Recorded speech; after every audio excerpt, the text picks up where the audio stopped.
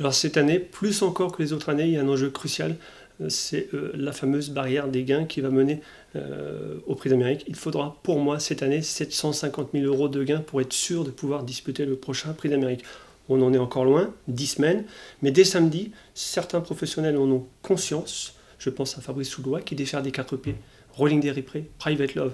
Ce n'est pas anodin. Jean-Michel Bazir qui vient de récupérer Courty, il le défère des 4 pieds.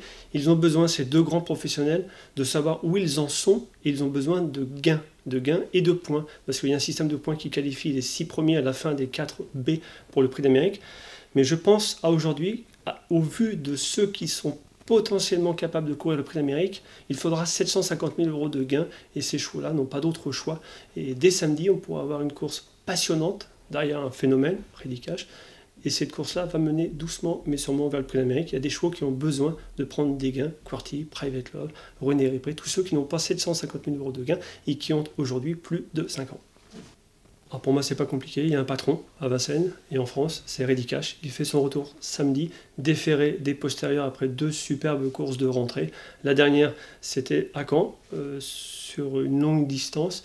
Il vient échouer de peu derrière Robert Keeper, qui pour moi a un potentiel gagnant d'une finale du GNT, par exemple. Ready Cash déféré des postérieurs, je l'ai vu l'hiver dernier, on l'a tous vu l'hiver dernier, il est supérieur. 20-25 mètres sur tout le monde, sauf Maharaja. Maharaja n'est pas là samedi, donc pour moi, Ready Cash, c'est le gagnant de ce Prix de Bretagne 2011.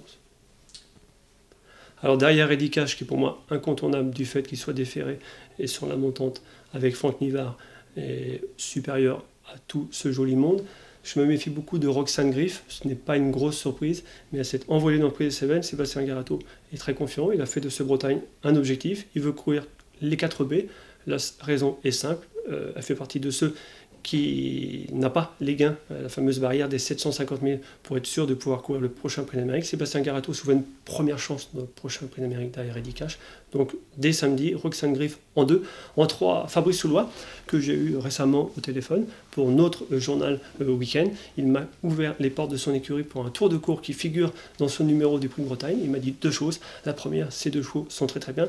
La deuxième, c'est qu'ils seront déférés des 4. La raison, on la connaît. Besoin de gains. Et Private Love a très bien travaillé en début de semaine. Elle est prête. C'est une jument près du sang. Elle se prépare très vite. Sa rentrée ferrée est très bonne dans le Prix des Cévennes. On l'a vu l'hiver dernier. C'est plus sa jument d'un jour, d'une préparatoire. Elle a survolé le Bourbonnais.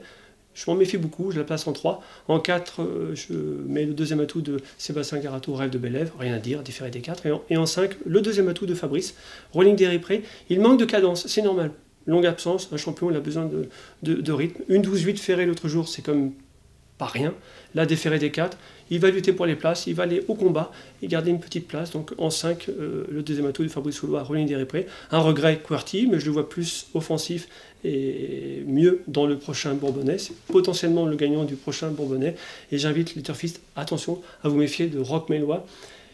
Pierre Beloche ne veut pas revivre le cauchemar de l'hiver dernier. Il a raté son meeting, il a pris 0 €. Cette fois-ci, il veut l'amener gentiment et en progression vers le Prix d'Amérique en le déférant le jour J seulement.